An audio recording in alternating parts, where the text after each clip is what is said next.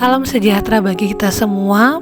Perenungan kita hari ini terambil dari Kisah Para Rasul 21 ayat 1-17. Saya memberikan tema bayar harga.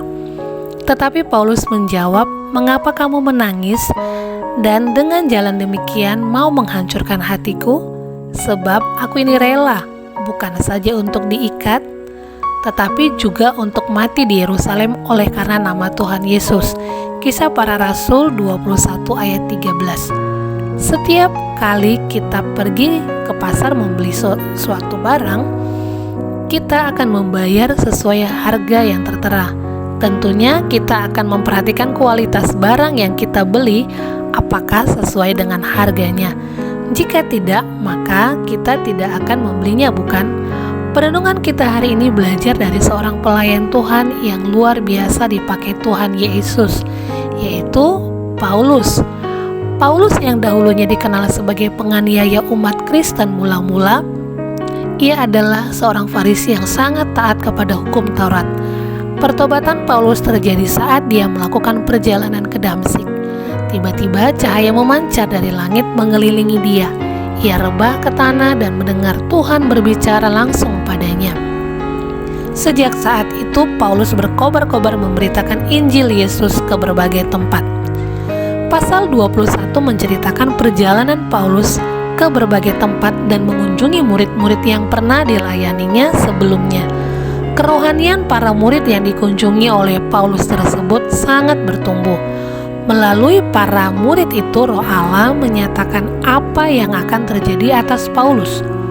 Penyataan yang pertama kali dalam ayat 4b. Oleh bisikan Roh, murid-murid itu menasihati Paulus supaya ia jangan pergi ke Yerusalem. Roh Allah menyatakan apa yang akan terjadi atas Paulus jika ia pergi ke Yerusalem. Namun Paulus tetap melanjutkan perjalanannya.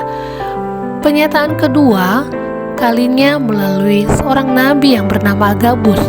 Ayat 11. Ia datang pada kami lalu mengambil ikat pinggang Paulus sambil mengikat kaki dan tangannya sendiri. Ia berkata, "Beginilah orang yang mempunyai ikat pinggang ini akan diikat oleh orang-orang Yahudi di Yerusalem dan diserahkan ke dalam tangan bangsa-bangsa lain." Mendengar hal tersebut, para murid yang bersama Paulus saat itu meminta Paulus supaya jangan pergi ke Yerusalem. Atas permintaan tersebut, Paulus menjawab mereka, "Mengapa kamu menangis dan dengan jalan demikian mau menghancurkan hatiku?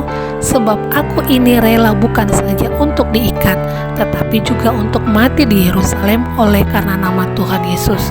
Dari jawaban Paulus ini, kita melihat Paulus rela bayar harga atas apa yang sudah dialaminya bersama Yesus, seorang yang dahulunya penganiaya umat Tuhan.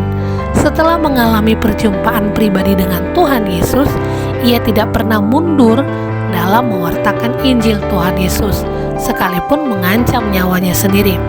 Semangat dan kegigihan Paulus menjadi pelajaran bagi kita dalam mewartakan Injil. Ia bukan hanya rela diikat, bahkan mati untuk Injil Kristus pun ia rela. Hal ini merupakan keberanian yang luar biasa dari seorang manusia biasa. Ketika ia tahu apa yang akan terjadi atasnya, ia tidak melarikan diri dari pewartaan Injil, sebagaimana yang dilakukan oleh Yunus saat diperintahkan Tuhan untuk pergi ke Niniwe. Ia menyimpang ke Tarsis.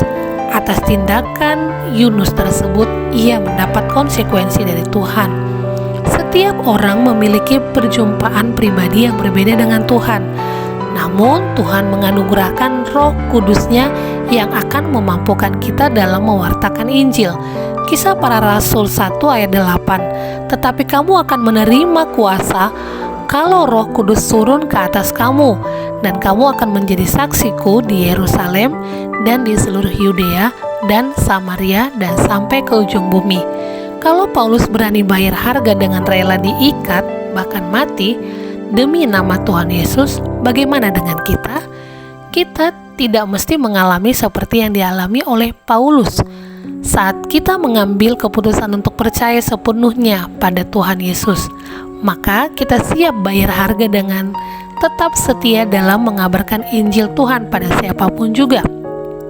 Tantangan, rintangan mungkin akan menghalangi jalan kita saat mewartakan Injil, tetapi tetaplah untuk maju, jangan mundur ataupun lari dari pemberitaan Injil, karena setiap orang yang mengundurkan diri, maka Tuhan tidak berkenan kepadanya.